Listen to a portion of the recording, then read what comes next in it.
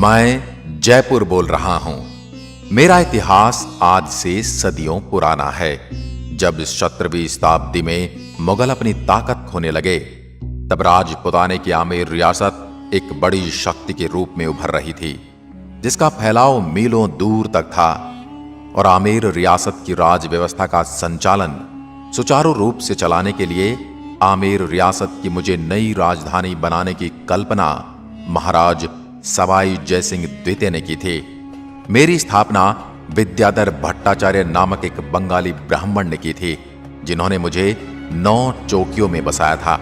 इसमें मेरे 2 खंड राजमहल तथा वैद्यशाला के लिए रखे गए थे। सूरज पोल से चांद पोल तक की सड़क 2 मील लंबी और इसकी चौड़ाई 120 फीट रखी गई थी। महाराज सवाई जयसिंह द्वितीय, जो कि कछवाह वंश के शासक थे और एक पराक्रमी राजा के साथ साथ एक विद्वान और एक ज्योतिषज्ञ भी थे, इन्होंने ही राजस्थान में सर्वप्रथम सती प्रथा को रोकने का प्रयास किया और विधवा विवाह को बढ़ावा दिया। मित्रों, ये वही कछवाहा वंश जो भगवान राम के ज्येष्ठ पुत्र कुश की संतान होने के कारण ही कुशवाह कहलाए, या आगे चलकर कछवाहा बन गए। मुझ में 3 सुंदर चौपड़ों का निर्माण किया गया।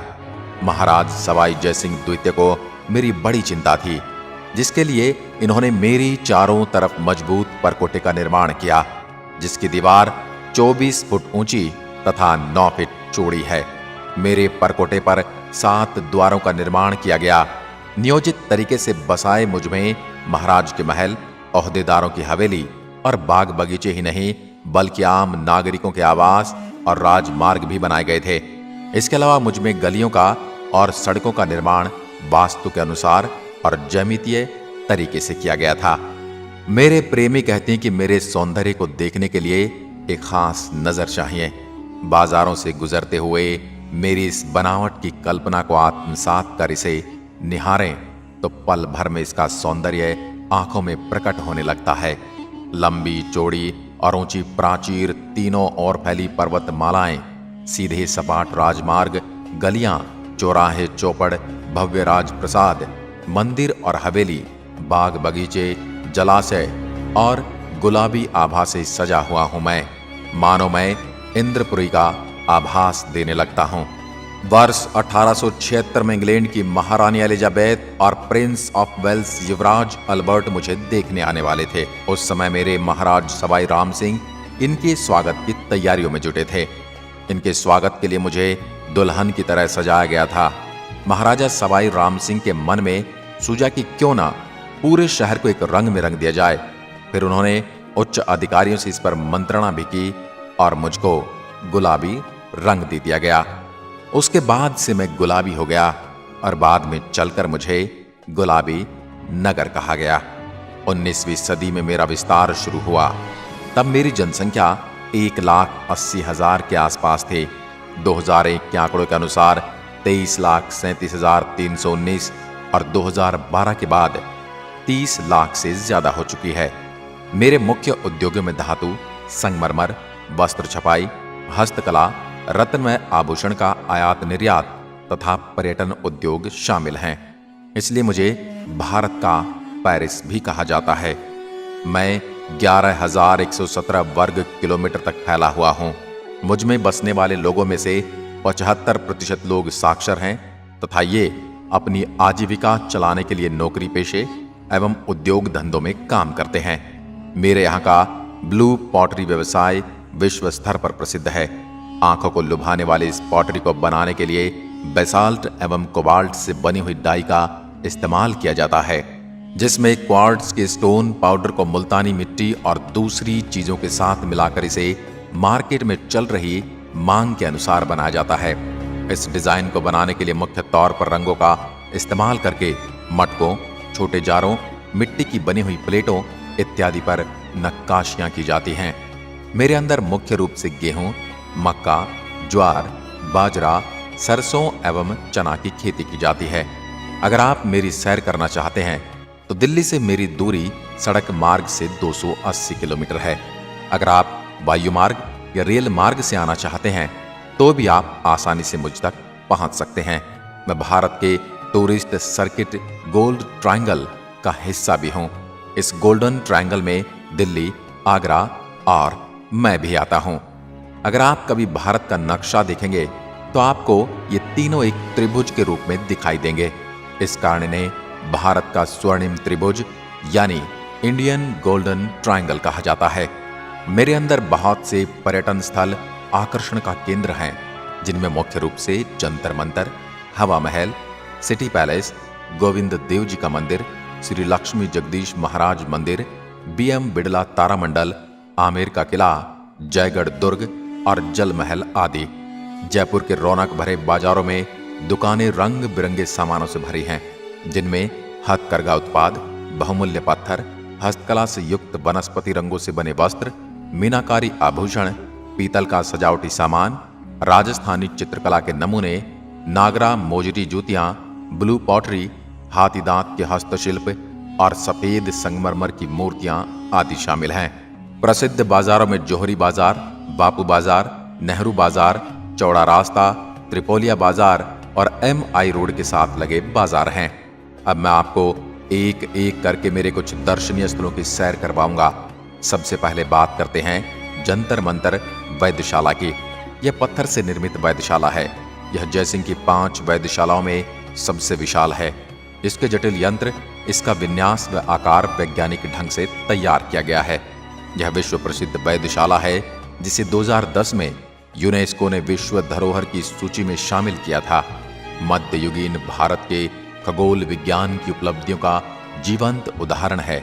इनमें सबसे प्रभावशाली राम यंत्र है, जिसका उपयोग ऊंचाई नापने के लिए किया जाता है। अब बात करते हैं हवा महल की, जो मेरी सुंदरता में 4 चांद लगा देता है और इसका निर्माण सन 1799 में सवाई प्रताप सिंह ने करवाया। ये महल राजपूत स्थापत्य का मुख्य प्रमाण चिन्ह।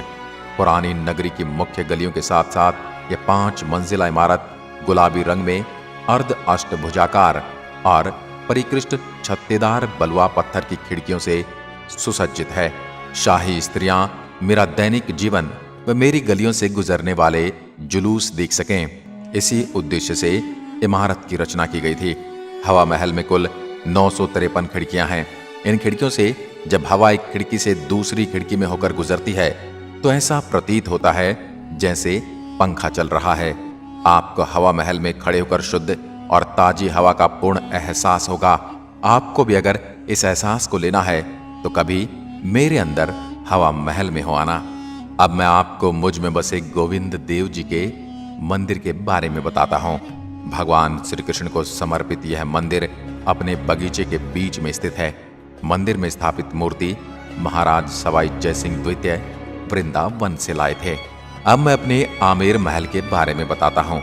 यह लगभग 2 शताब्दी पूर्व राजा मानसिंह, मिर्जा राजा जयसिंह और सवाई जयसिंह द्वारा निर्मित महलों, मंडपों, बगीचों और मंदिरों का एक आकर्षक भवन है। माउठा झील के शांत पानी से यह महल सीधा चमकता है और यहाँ सुगम रास्ते द्वारा पहुंचा जा सकता है। सिंहपौल और जलेब चौक तक अक्सर पर्यटक हाथी पर सवार होकर आते हैं। चौक के सिरे से सीढ़ियों की पंक्तियां उठती हैं। एक शिला माता के मंदिर की ओर जाती है और दूसरी महल के भवन की ओर। यह मंदिर स्थापित करने के लिए राजा मानसिंह द्वारा संरक्षक देवी की मूर्ति, जिसकी पूजा हजारों श्रद्धालु करते हैं, पूर्वी बंगाल जो बांग्लादेश है कि जैसोर से यहाँ लाई गई थी। मेरे जयगढ़ किले के बारे में तो आपने सुना ही होगा, जहां तोपें ढालने का काम होता था। यहाँ आज भी एशिया की सबसे बड़ी तोप जयबाण विद्यमान है, जो इसकी सुदृढ़ता का प्रमाण देती है। मुझसे कुछ ही दूरी पर रामगढ़ झील मौजूद है, जिसमें पानी की आवाज बारिश से होती है। मुझसे 80 किलोमीटर दूर भारत की दूसरी सबसे बड़ी खारे पानी की प्राकृतिक झील सांभर झील है और ये नमक का उत्पादन करने में अग्रणीय है। अब मैं आपको मुझ पर बीती कुछ दुखद घटनाओं का जिक्र करता हूँ। 13 मई 2008 मुझ में श्रृंखलाबद्ध 7 बम विस्फोट किए गए। विस्फोट 12 मिनट की अवधि के भीतर घनी आबादी वाले स्थलों पर किए गए। 8वां बम निष्क्रिय पाया गया। प्रारंभिक सूचनाओं में मृतकों की संख्या 600 बताई गई। इन विस्फोटों को हवा महल के निकट सहित विभिन्न इलाकों में साइकिलों के जरिए अंजाम दिया गया। अब मेरी रंगत बदल रही है। हाल ही में मुझे विश्व के 10 सबसे सुंदर शहरों में शामिल किया गया। महानगर बनने की ओर अग्रसर हुए मुझ में आजादी के बाद कई महत्वाकांक्षी निर्माण हुए। एशिया की सबसे बड़ी आवासीय बस्ती मानसरोवर, राज्य का सबसे बड़ा सवाई मानसिंह चिकित्सालय, विधानसभा भवन, अमर जवान, MI रोड, सेंट्रल पार्क और विश्व के प्रसिद्ध बैंक आदि मुझ में बनाए गए। पिछले कुछ सालों से मुझ में मेट्रो संस्कृति के दर्शन होने लगे हैं, जिसमें चमचमाती सड़कें, बहुमंजिला शॉपिंग मॉल, आधुनिकता को छूती आवासीय कॉलोनियां आदि महानगरों की होड़ दिखाई दे रही है। पुराने जयपुर और नए जयपुर में नई और पुरानी संस्कृति के दर्शन जैसे इस शहर के विकास और इतिहास दोनों को स्पष्ट करते हैं। मैं कितना भी बदल जाऊं, मेरे व्यंजनों का जायका वही है और ये आपको आज भी मेरे इतिहास के स्वाद से रूबरू करवाने वाले हैं। इनमें प्रसिद्ध दाल बाटी चूरमा, केर सांगरिया की सब्जी, मालपुआ इत्यादि शामिल है। मुझे और अच्छे से समझने के लिए आपको एक बार तो मुझसे मिलने आना ही होगा। एक वीडियो में मेरी कथा सुनना मेरे बारे में जानने के लिए काफी नहीं है। अब आप यहां कर मुझसे मिलोगे तो आपको बहुत सारी ऐसी बातें और चीजें देखने को मिलेंगी जिनके बारे में ना आपने सुना होगा और ना देखा होगा। क्या आप मुझसे मिलने आने वाले हैं? यदि हां तो अपना जवाब कमेंट में लिखकर जरूर बताएं। मैं जयपुर आपके आने की राह देखूंगा। आज की वीडियो में बस इतना ही। धन्यवाद। जय हिंद, जय भारत।